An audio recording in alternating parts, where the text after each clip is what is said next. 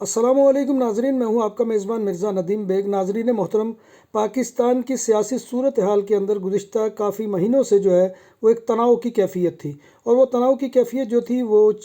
جو army chief ہیں ان کے نام کے اوپر تھی، اور اس کے اوپر روز نت نئی کہانیاں اور نت نئے قصے اور نت نئی جو ہے وہ واقعات جنم لے رہے تھے۔ لیکن آج وہ تمام کے تمام دم توڑ گئے ہیں۔ لیکن اس سے پہلے میں آپ کی خدمت میں ایک چھوٹی سی عرض کرنا چاہتا ہوں کہ دنیا بھر کے اندر یہ عہدہ کوئی اتنی اہمیت کا حامل نہیں ہوتا جتنا پاکستان کے اندر ہے۔ مجھے بھی یہاں پر اسپین میں رہتے ہوئے 17-18 سال ہو گئے ہیں، لیکن میں نے کبھی یہاں کسی آرمی چیف کا نام نہیں سنا۔ اسی طرح سے یورپ اور کیا دنیا بھر کے ممالک کے اندر جتنے بھی پاکستانی مقیم ہیں، خاص طور پہ یورپ کے ممالک کے اندر، ان میں سے کسی کو بھی معلوم نہیں ہے کہ ان کے ملک کے آرمی چیف کا کیا نام ہے۔ تو آج جو ہے وفاقی وزیر اطلاعات و نشریات مریم اورنگزیب نے جو ہے وہ اعلان کر دیا ہے کہ ہمارے لیفٹیننٹ جنرل عاصم منیر صاحب نئے آرمی چیف ہوں گے، اور ان کے ساتھ lieutenant general Sahir Shamshad chairman joint chief of staff committee ہوں گے۔ تو ناظرین محترم، آج وہ جو تمام کی تمام افواہیں تھیں، تمام کے تمام جو